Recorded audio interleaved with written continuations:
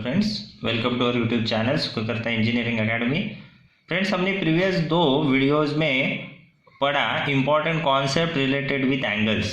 Part 1 part 2 में हमने पूरे जो कॉन्सेप्ट्स है related with all types of angle वो हमने पढ़े हैं।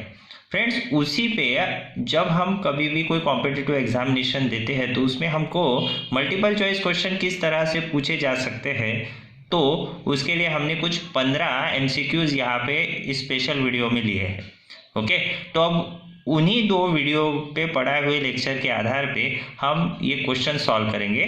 ओके, तो ध्यान दीजिए। देखिए, यहाँ पे हमारा पहला क्वेश्चन है, the sum of the 2 angles is equal to 180 degree, then the angles are said to B.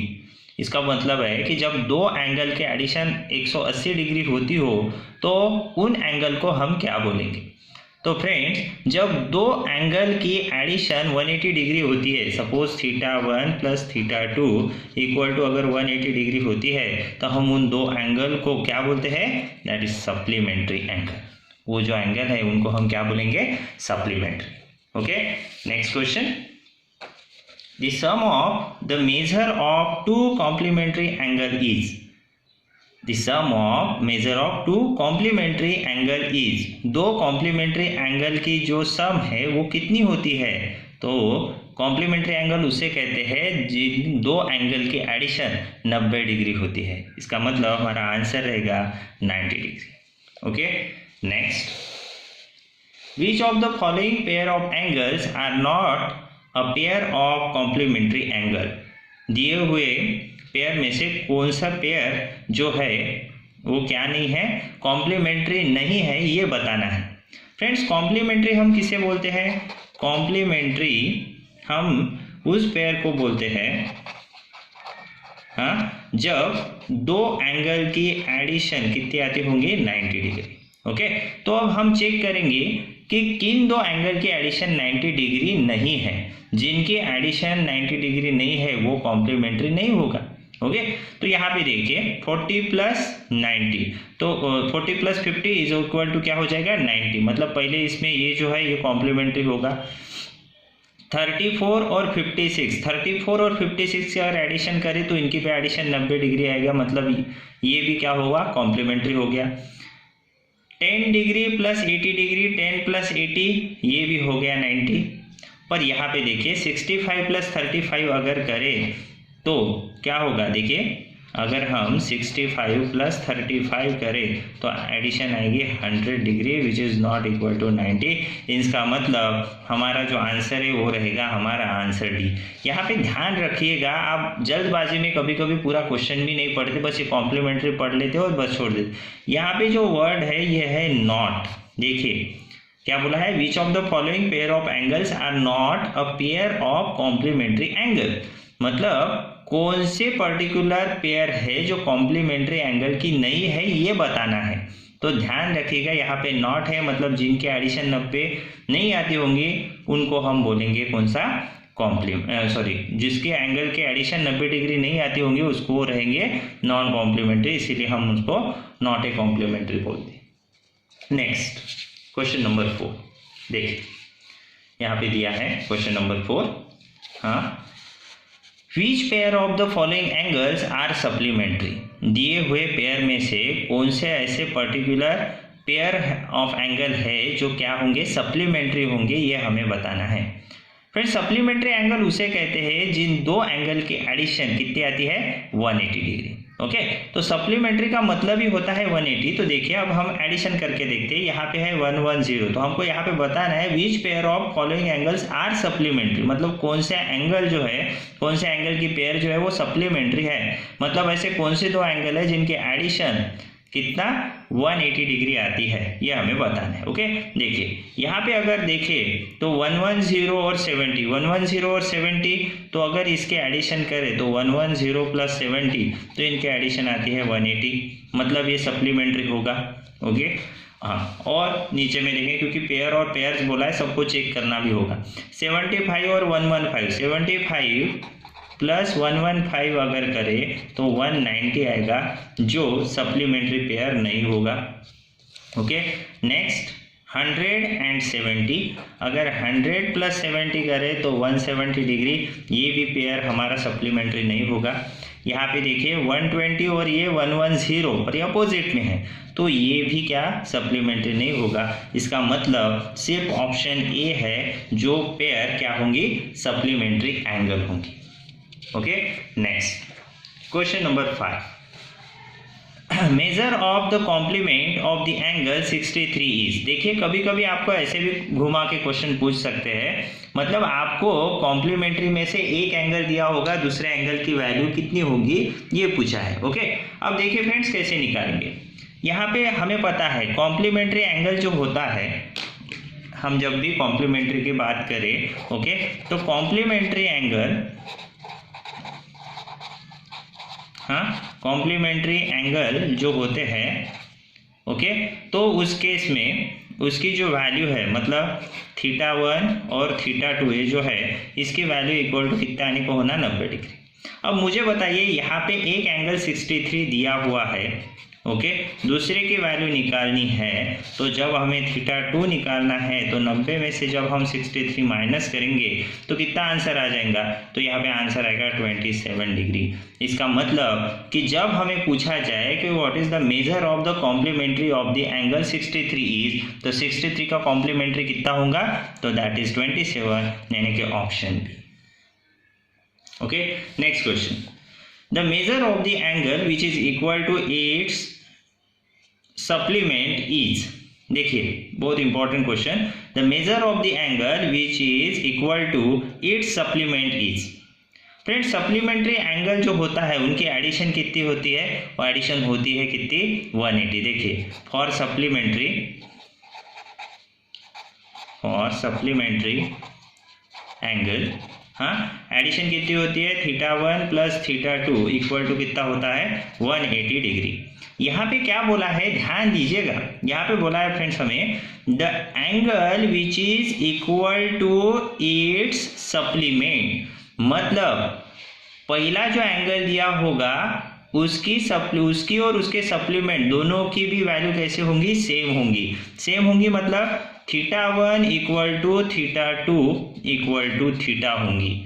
तो उस केस में वो एंगल कौन सा होगा ये हमें पूछा है। तो अगर उसकी हमें वैल्यू निकालनी हो तो हम किस तरीके से निकालेंगे, देखिए θ1 + θ2 अगर करें हम, तो θ1 की भी वैल्यू θ, θ2 की भी वैल्यू θ, यानी कि हो जाएगा 2θ इक्वल टू 180 डिग्री। अगर 2 से डिवाइड करें तो θ का आंसर आ जाएगा 90 डिग्री, मतलब हमारा आंसर होगा option C, that is 90 degree. देखिए यहाँ पे क्वेश्चन में पूछा था हमें the measure of the angle which is equal to its supplement is, यहाँ पे इट्स से डबल हो गया, ओके, तो इट्स सप्लीमेंट इज, मतलब आपको ये बताना है कि अगर सप्लीमेंट्री एंगल की पेयर है तो उसमें से पहला जो एंगल है उसका सप्लीमेंट भी उसके बराबर आता है, तो ऐसा कौन सा एंगल है जिसका सप्लीमेंट उसकी वैल्यू के बराबर होगा, तो वो है angle 90 degree. Okay, next question number 7, देखिए यहाँ पे पूछा हमें विच of the following statements is और आर ट्रू, मतलब नीचे दिए हुए जो अलग अलग सेंटेंस है, अलग अलग जो स्टेटमेंट्स है, तो उनमें से कौन से स्टेटमेंट सही है ये हमें बताना है। ओके, देखिए फ्रेंड्स यहाँ पे पता है, देखिए when a transversal cut a 2 parallel lines each pair of corresponding angles are equal. देखिए यहाँ पे क्या बोला है, when a transversal cut 2 parallel lines each pair of corresponding angles are equal, मतलब जब 2 पैरेलल लाइंस को एक ट्रांसवर्सल अगर कट करे, ओके, तो उस केस में उसके जो करस्पॉन्डिंग एंगल्स है, मतलब ये एंगल, उसके बाद ये एंगल, उसके बाद ये एंगल, उसके बाद ये एंगल और ये एंगल, वो क्या होने चाहिए, वो इक्वल होते हैं, ऐसा इसका बोलना है। तो फ्रेंड्स हमने कल ही पढ़ा, मतलब हमारे पहले लेक्चर में हमने पढ़ा कि जब 2 पैरेलल लाइन को ट्रांसवर्सल कट करती है तो उसके जो करस्पॉन्डिंग एंगल्स होते हैं वो इक्वल होते हैं। इसका मतलब पहला सेंटेंस हमारा सही है। ओके, दूसरा देखते हैं, When a transversal cut 2 parallel lines, each pair of alternate interior angles are equal. Friends ये भी सही है। मैंने आपको कल ही बताया, जब हमारे दो पैरेलल लाइन को क्या करते हैं, ट्रांसवर्सल कट करती है, तो उस केस में इंटीरियर, अल्टरनेट इंटीरियर मतलब ये वाला एंगल और ये वाला एंगल, मतलब जो जेड शेप में आता है या फिर इन्वर्टेड जेड शेप में जो आता है, वो हमेशा कैसे होते हैं, इक्वल होते हैं, मतलब स्टेटमेंट 2 भी सही है। तीसरा statement, when a transversal cut two parallel lines each pair of interior angles on the same side of the transversal are supplementary. देखिए तीसरा स्टेटमेंट क्या बोलता है, तीसरा स्टेटमेंट हमें ये बोलता है कि सपोज अगर ये क्या है, दो पैरेलल लाइन है, उसको एक ट्रांसवर्सल ने कट कर दिया, तो उस केस में इसका बोलने का मतलब ये है, देखिए क्या बोला इसने, when a transversal cut two parallel lines each pair of interior angle on the same side of the transversal are supplementary. मतलब जैसे कि मैं बोलूँ कि ये वाला एंगल और ये वाला एंगल सेम है, ओके, मैं इसको नाम दे देता हूँ थीटा करके, थीटा 1 करके इसको नाम देता हूँ थीटा 1, यानी कि ये और ये सेम है। अब उसी में अब मैं क्या करता हूँ, ये हो गए ट्रांसवर्सल की अपोजिट साइड। अगर मैं ये थीटा 1 और ये वाला एंगल, जिसको मैं अल्फा बोल देता हूँ, ओके, अगर ये वाले दोनों की अगर हम एडिशन करें फ्रेंड्स, तो इन दोनों की एडिशन 180 डिग्री आती है। मतलब थीटा 1 प्लस अल्फा अगर करें तो इनकी एडिशन कितनी आती है, 180। और हमें पता है कि जब दो एंगल की एडिशन 180 डिग्री आती है, इसका मतलब वो जो एंगल्स है उनको हम क्या बोलते हैं, सप्लीमेंट्री। मतलब तीसरा भी जो स्टेटमेंट है वो तीसरा स्टेटमेंट भी सही है। इसका मतलब यहाँ पे जो तीनों भी स्टेटमेंट है वो सही है। तो यहाँ पे दिया है last option, all of these are true. इसका मतलब हमारा ऑप्शन रहेगा ऑप्शन डी। क्लियर? हमेशा ध्यान में रखना, पहला बराबर है उसके झटपट वहां पे टिक नहीं करना। इसका मतलब ये भी नहीं कि आप तुक्के मारो पेपर में जाके कि यहाँ पे ऑल ऑफ दीज है तो हमेशा ऑल ऑफ दीज ही आएगा, नन ऑफ दीज है तो नन ऑफ दीज, ऐसा जरूरी नहीं है। ओके, तो इस तरह से हमें क्वेश्चन का आंसर मतलब निकाल सकते हैं। ओके, नेक्स्ट यहाँ पे देखिए question number 8, in the following figure angle 2 plus angle 4 is equal to 200 degrees. देखिए यहाँ पे दिया है हमें angle 2 plus angle 4 is equal to 200 degrees, then angle 1 plus angle 3 is equal to कितना, ये हमें पूछा है। फ्रेंड्स यहाँ पे दिया है angle 2 plus angle 4 is equal to 200 degrees. अब एंगल 2 और एंगल 4 को अगर हम देखें तो एक दूसरे के कैसे है, अपोजिट है। ओके, तो फ्रेंड्स अगर हम इसको सॉल्व करें तो देखिए कैसा होगा, angle 2 plus angle 4 is equal to कितना दिया है, यहाँ पे 200 दिया है। ओके फ्रेंड्स, हमें पता है जैसे कि हमने सेकंड वीडियो में पढ़ा पार्ट 2 में कि टोटल जो सम है, मतलब पूरा एक हम अगर क्या रोटेशन कंसीडर करें कहीं भी एक पॉइंट से, सपोज इस पॉइंट से मैं शुरुआत करूँ और इसी पॉइंट पे वापस आऊँ, तो ये मेरा टोटल एंगल 360 डिग्री होता है। कितना होता है टोटल, 360। मतलब इसका मतलब ये हो गया कि angle 1 plus angle 2 plus angle 3 plus angle 4 is equal to मेरा हो गया 360। अब फ्रेंड्स इसमें से जो मेरे दो एंगल है, मतलब एंगल 2 एंगल 4, इन दोनों की वैल्यू मुझे दी हुए, इन दोनों की एडिशन दी हुए मेरे पास 200, तो प्लस बचे कौन से, तो एंगल 1 प्लस एंगल 3, तो इनकी वैल्यू इक्वल टू अगर 360 मैं करूँ तो इससे मेरा आंसर मिल जाएगा angle 1 plus angle 3 is equal to 360 minus 200, that will be, इसकी वैल्यू आ जाएगी 160 डिग्री। इसका मतलब तो मुझे यही पूछा था एंगल 1 प्लस एंगल 3 की एडिशन कितनी होंगी, तो मेरा आंसर आएगा 160 डिग्री। ओके, तो इस तरीके से हम दिए हुए इसके सम भी निकाल सकते हैं। ठीक है, नेक्स्ट क्वेश्चन, क्वेश्चन नंबर 9। देखिए यहाँ पे क्या दिया है, find the value of theta in the following figure if the line x parallel to y. देखिए हमें बोला है कि हमें ये एंगल थीटा निकालना है जब लाइन एक्स और लाइन वाई को क्या होंगी, पैरेलल होंगी, और ये जो है ये है उसके ट्रांसवर्सल। फ्रेंड्स हमने कल ही पढ़ा, देखिए जैसे कि हमने प्रीवियस वीडियो में पढ़ा कि यहाँ पे हमें एंगल दिया हुआ है, कितना एंगल दिया है यहाँ पे 150 डिग्री। ओके, जरा ध्यान दीजिए, ये एंगल आपको दिया है 150 डिग्री और आपको पूछा है हाँ कि ये वाला एंगल कितना होगा, निकालिए। मुझे एक बात बताइए फ्रेंड्स, जैसे हमने दो पैरेलल लाइन और एक ट्रांसवर्सल के हिसाब से 3 टाइप के एंगल के बारे में पढ़ा। पहला था वहाँ पे करस्पॉन्डिंग, दूसरा था अल्टरनेट इंटीरियर और तीसरा था अल्टरनेट एक्सटीरियर एंगल। फ्रेंड्स इसमें से अगर देखें तो ये जो 150 डिग्री है, ये 150 डिग्री एंगल और ट्रांसवर्सल और लाइन y के साथ बना हुआ ये एंगल, ये एक दूसरे के करस्पॉन्डिंग है। अगर ये करस्पॉन्डिंग एंगल्स है तो इसकी वैल्यू कितनी हो जाएंगी, 150 डिग्री। और अगर हम अब इस एंगल के बारे में सोचे तो देखिए ये एंगल थीटा और ये एंगल 150, तो अगर इन दोनों के एडिशन अगर कंसिडर करें तो टोटल एडिशन हो जाएंगे कितनी, 180 डिग्री, क्योंकि ये जो लाइन y है, ये लाइन का जो एंगल रहेगा ये रहेगा टोटल 180 डिग्री। ओके, तो अगर हम इसके हिसाब से देखें तो यहाँ पे अगर हम कॉन्सेप्ट लगाए according to concept of supplementary angle, अगर इसका हम यहाँ पे अगर क्या लगाए, कॉन्सेप्ट लगाए, तो फ्रेंड्स देखिए क्या होगा, theta plus 150 degree is equal to 180 degree. तो थीटा की वैल्यू हमें यहाँ पे 30 डिग्री मिल जाएगी, मतलब हमारा आंसर रहेगा आंसर ए। ओके, तो इस तरह से हम बहुत आसानी से जो हमारे पर्टिकुलर क्या है, पर्टिकुलर जो क्वेश्चन है उनके आंसर हम निकाल सकते हैं। ओके, अब फ्रेंड्स हम शिफ्ट होते हैं हमारे नेक्स्ट क्वेश्चन नंबर, हाँ तो देखिए फ्रेंड्स हमारा नेक्स्ट क्वेश्चन नंबर 10। ओके, तो क्वेश्चन नंबर 10 में क्या दिया है, देखिए state the relationship and find the angle alpha. हमें क्या बोला है, देखिए ये जो अल्फा है इसकी वैल्यू निकालिए और उसका क्या रिलेशनशिप लगता है वो भी हमें यहाँ पे बताना है। ओके फ्रेंड्स, यहाँ पे देखिए, यहाँ पे लाइन x और लाइन y जो है एक दूसरे को पैरेलल है और यहाँ पे एक ट्रांसवर्सल हमें दी हुई है।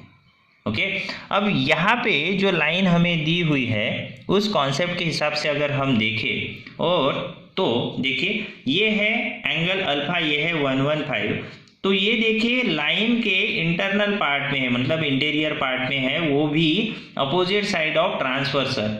अगर दो पैरेलल के इंटीरियर पार्ट में अगर कोई एंगल, दो एंगल दिए हुए हो और वो भी अपोजिट साइड ऑफ ट्रांसवर्सल, तो हम उनको बोलते हैं alternate interior angle.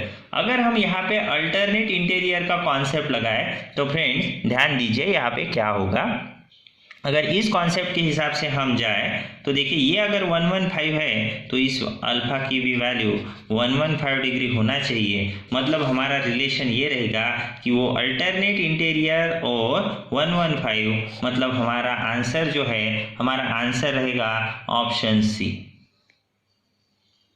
Okay clear, चलिए फ्रेंड्स अब हम शिफ्ट होते हैं हमारे नेक्स्ट क्वेश्चन पे, क्वेश्चन नंबर 11। देखिए क्वेश्चन नंबर 11 में दिया है what is the measurement of a straight angle. Okay, एक मिनट, एंगल की जगह एंजल हो गया, एक मिनट। हमें पूछा है friends what is the measurement of a straight angle, मतलब स्ट्रेट एंगल जो होता है, स्ट्रेट एंगल का मेजरमेंट कितना होता है ये हमें पूछा है।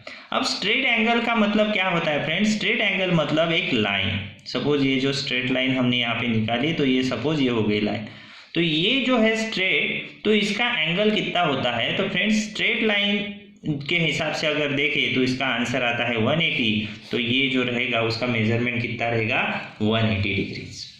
ओके नेक्स्ट क्वेश्चन देखिए, in the adjoining figure line x parallel with line y। देखिए दिए हुए फिगर में लाइन x जो है लाइन y को कैसे है, पैरेलल है। Okay, and line z is transversal, line z जो है यहाँ पे दी हुई वो कैसे है, ट्रांसवर्सल है। तो आपको बोला है फाइंड थीटा, आपको इस केस में थीटा की वैल्यू कितनी होंगी ये हम भी निकालना है। अब फ्रेंड्स हमें अगर थीटा की वैल्यू निकालना है तो देखिए हमने पार्ट 2 में, इसी चैप्टर के पार्ट 2 में पढ़ा है। देखिए यहाँ पे जो एंगल है, यहाँ पे जो इंटीरियर एंगल दिए हुए हैं, ये एंगल और ये एंगल, ये दिया है 5 थीटा, ये दिया है थीटा। फ्रेंड्स अगर ये 5 थीटा और ये थीटा है और इस लाइन के हिसाब से अगर हम देखें तो हमें क्या पता है, देखिए ये इन दोनों का अगर हम एडिशन करें, मतलब ये एंगल और ये एंगल का हम अगर एडिशन करें, मतलब ट्रांसवर्सल के सेम साइड में अगर इस इंटीरियर एंगल की हम एडिशन करें तो ये एक दूसरे के क्या होते हैं, सप्लीमेंट्री एंगल ही होते हैं। मतलब इस केस में अगर हमें थीटा निकालना है फ्रेंड्स, तो सीधा सीधा हमें क्या करना होगा, तो 5 theta plus theta equal to 180 का कॉन्सेप्ट लगाना पड़ेगा। अगर हम ये कॉन्सेप्ट यहाँ पे लगाते हैं तो 6 theta is equal to 180 degree, तो theta is equal to 180 by 6 that is equal to 30 degree. तो थीटा की वैल्यू हमें 30 डिग्री यहाँ पे इजीली मिल जाती है। ओके, तो कभी भी आपको ध्यान में रखना है, बहुत बेसिक बातें हैं फ्रेंड्स। अगर आपको अभी भी वो पार्ट रिवाइज करना हो, आप एक बार फिर से पार्ट 1 पार्ट 2 के वीडियोस देख लीजिए। उनकी लिंक हमने इसी वीडियो के डिस्क्रिप्शन बॉक्स में दी हुई है। एक बार नहीं, 2 बार नहीं, 3 बार नहीं, 4 बार नहीं, आप जितने बार देखें उतने बार आपके लिए अच्छा है, क्योंकि उसके बाद आपको पढ़ने की ज़रूरत नहीं है। फ्रेंड्स, बहुत से बच्चे आप में से रहते हैं कि बहुत सी किताबें खरीदते हैं, पर किताबें खरीदने के बाद उसको एक मतलब ऑब्जेक्ट की तरह घर में लाते हैं, और जैसे कि वो शोकेस में रखी हुई जो चीज़ रहती है उसकी तरह वो आप उसको रख देते हैं कि जैसे मेहमान आ गए तो क्या बच्चा बहुत पढ़ने वाला है ऐसा दिखने को होना करके, पर उससे आपको फ़ायदा नहीं मिलता। पर वही फ्रेंड्स, आप अगर ये वीडियो रेगुलरली देखें तो आपके वो ना बुक के खर्चे बढ़ेंगे और ना ही आपको बाकी की तकलीफ होगी। तो ज़रा वीडियो अच्छे से देखिए, ठीक है। Next question number 30। In the given figure line x parallel with y and line p parallel with line q। देखिए कॉन्सेप्ट क्या दिया है, यहाँ पे दिया है कि लाइन x जो है वो पैरेलल है लाइन y के साथ, ओके, और लाइन P जो है वो पैरेलल है लाइन Q के साथ, ओके, ऐसा दिया हुआ है। आपको बोला है friends, find the values of θ1, θ2 and θ3। आपको ये दिए हुए इंफॉर्मेशन के बेसिस पे बताना है कि एंगल θ1, एंगल θ2, एंगल θ3 की वैल्यूज कितनी होंगी। ओके, अब इनकी अगर हमें वैल्यूज निकालनी है तो किस तरह से हम वैल्यूज निकाल सकते हैं फ्रेंड्स, ध्यान दीजिएगा। अब इसको अगर हम निकालना है तो मैं क्या करता हूँ, मैं सिंपल कॉन्सेप्ट लगाता हूँ। सिंपल कॉन्सेप्ट मतलब कैसे, देखिए मैं क्या करता हूँ, इनिशियली ये वाला जो मेरी लाइन दी हुई है, मतलब ये जो लाइन क्यू दी हुई है, मैं इस क्यू को पहले भूल जाता हूँ। देखिए फिलहाल मैं क्या करता हूँ, मैं इस लाइन को भूल जाता हूँ। क्यों? क्योंकि मैंने जो आपको कॉन्सेप्ट पढ़ाया उसमें बताया मैंने 2 लाइन पैरेलल और एक ट्रांसवर्सल का कॉन्सेप्ट, ओके। अब मल्टीपल लाइन रहे, कितने भी लाइन रहे, आप एक बार इसका कॉन्सेप्ट समझ में लीजिए, आगे चल के फ्यूचर में आपको कभी दिक्कत नहीं होगी, ठीक है। तो देखिए यहाँ पे 2 लाइन है एक्स वाई और इसको ये ट्रांसवर्सल है, ओके। अब फ्रेंड्स मुझे बताइए ये एंगल कितना दिया है, ये एंगल दिया है आपको 70, ओके। अब मुझे बताइए ये 70 दिया है तो फ्रेंड्स ये एंगल भी 70 होगा, ध्यान दीजिए। अगर ये एंगल आपको 70 दिया है तो ये जो एंगल है ये भी एंगल 70 डिग्री होगा। क्यों? रीज़न ये होगा कि ये एक दूसरे के करस्पॉन्डिंग एंगल बनेंगे। क्या बनेंगे? एक दूसरे के करस्पॉन्डिंग। तो यहाँ पे करस्पॉन्डिंग एंगल का कॉन्सेप्ट आ गया। अब फ्रेंड्स मुझे बताइए यहाँ पे अगर ये करस्पॉन्डिंग एंगल बन गया तो मुझे बताइए ये 70 है तो इसके हिसाब से मैं θ3 निकाल सकता हूँ। क्यों? क्योंकि ये स्ट्रेट लाइन है और यहाँ पे 2 एंगल बन रहे हैं। स्ट्रेट लाइन का टोटल एंगल 180 होता है, उसमें से 70 मुझे पता है तो θ3 मुझे मिल जाएगा। तो बाय यूजिंग सप्लीमेंट्री का कॉन्सेप्ट अगर लगाऊँ मैं तो क्या होगा मेरा, देखिए पहला कॉन्सेप्ट अगर मुझे θ3 निकालना है तो क्या करूँगा मैं 70 degree plus θ3 equal to 180 degree का कॉन्सेप्ट लगाऊंगा। तो इससे मेरा θ3 की वैल्यू कितनी आ जाएंगी, 180 में से 70 मेरे माइनस, तो आंसर हो जाएगा 110 डिग्री। इसका मतलब θ3 की जो वैल्यू है वो कितनी हो जाएगी, 110। ओके, अब नेक्स्ट, अब मुझे बताइए θ3 की वैल्यू मुझे मिल गई 110। ओके, अब फ्रेंड्स मुझे देखिए उसी के हिसाब से मुझे आगे में जाना है, मुझे आगे की वैल्यूज़ को भी निकालनी है। कैसे निकालूंगा, देखिए अब दूसरे कॉन्सेप्ट के हिसाब से मुझे बताइए। अब ये 70 है, ओके, अब ये 70 है, मैं क्या करता हूँ अभी कुछ वक्त के लिए ऐसा समझ में लीजिए ये कि यहाँ पे किसी को ट्रांसवर्सल नहीं बोला, कुछ भी नहीं बोला। अब कुछ देर के लिए मैं ऐसे समझता हूँ ये P और Q जो पैरेलल लाइन है उसको X वाली क्या है, ये वाली ट्रांसवर्सल है। कंसीडर करता हूँ मैं ये X वाली उसको क्या है, ट्रांसवर्सल। अगर ये X वाली ट्रांसवर्सल है फ्रेंड्स तो क्या होगा, अगर ये 70 है तो मुझे बताइए ये 70 हो जाएगा। अगर ये 70 है तो ये भी क्या हो जाएगा 70, क्योंकि ये भी क्या हो गया, करस्पॉन्डिंग एंगल। और फ्रेंड्स ये अगर 70 है तो मुझे थीटा 2 मिल जाएगा। क्यों? क्योंकि थीटा 2 इस 70 का अपोजिट है, तो यहाँ पे मुझे इसका आंसर 70 डिग्री इजीली मिल जाएगा। ओके, अब नेक्स्ट पार्ट। अब मुझे अगर ये 70 मिल गया थीटा 2, तो फ्रेंड्स मुझे बताइए ये थीटा 2 और ये वाला थीटा 1 ये एक दूसरे के फिर से क्या है? करस्पॉन्डिंग। अगर ये करस्पॉन्डिंग है फ्रेंड्स, तो अगर ये 70 तो ये भी 70 डिग्री। मतलब अगर हम देखें तो हमारा थीटा 1 भी 70 है, थीटा 2 भी 70 है और थीटा 3 हमारा 110 है। तो ऑप्शन देखना पड़ेगा। तो पहला तो यहाँ पे रिस्पेक्टिव वैल्यू दी होंगी, तो 70 70 110, इसका मतलब हमारा आंसर रहेगा ऑप्शन ए। क्लियर? ठीक है, देखिए हर एक कॉन्सेप्ट आपको बहुत अच्छे से समझना है, अच्छे से पढ़ना है। Okay, next question number 14। Question number 14 देखिए फ्रेंड्स, यहाँ पे क्या बोला है? If 2 parallel lines are intersected by transversal, अगर 2 पैरेलल लाइन है, अगर उनको अगर हम इंटरसेक्ट करें किससे?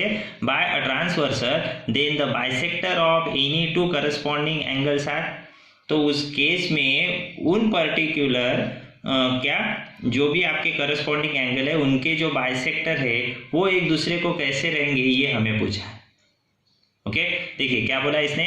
If 2 parallel lines are intersected by a transversal, देखिए 2 पैरेलल लाइन हैं, ओके, तो इनको क्या हो गया? ये ट्रांसवर्सल ने कट कर दिया। ओके, तो इसने क्या बोला है? Then the bisector of any 2 corresponding angle, कोई भी 2 करस्पॉन्डिंग एंगल हमें लेना है, कोई भी 2, मतलब इसका मतलब ये हुआ कि हमें पेयर लेनी है। ओके, तो सपोज मैं क्या करता हूँ, ये वाला और ये वाला मैं करस्पॉन्डिंग लेता हूँ, तो मुझे बताइए ये एंगल और ये एंगल सेम रहेंगे। अब मुझे बताइए फ्रेंड्स, ये और ये अगर सेम है तो इसका बाइसेक्टर, यहाँ से अगर मैं बाइसेक्टर निकालूं, ओके, और यहाँ से भी इसका एक बाइसेक्टर निकालो, ओके, तो मुझे एक बात बताइए, पहले ये एंगल और ये एंगल सेम है, उसके बाद जब ये बाइसेक्ट करेगा, बाइसेक्ट करने की वजह से ये एंगल और यहाँ का ये एंगल सेम रहेगा, उसके बाद ये एंगल और यहाँ का ये एंगल सेम रहेगा। अगर ये दोनों भी सेम है फ्रेंड्स, तो मुझे बताइए कि ये लाइन और ये लाइन एक दूसरे को पैरेलल रहेगी। तो इसका मतलब कि कोई भी 2 करस्पॉन्डिंग अगर एंगल है और उन एंगल के 2 बाइसेक्टर निकलते होंगे, तो वो बाइसेक्टर हमेशा एक दूसरे को क्या रहेंगे? पैरेलल। तो इसका मतलब हमारा आंसर रहेगा option D. Okay, last question, question number 15।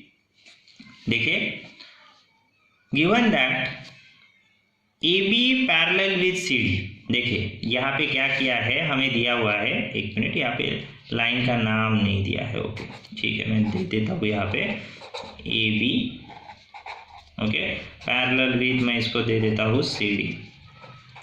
Okay, ऐसा दिया हुआ है, are intersected by a transversal. देखिए AB लाइन और CD लाइन है, उसको इंटरसेक्ट किया है एक ट्रांसवर्सल ने।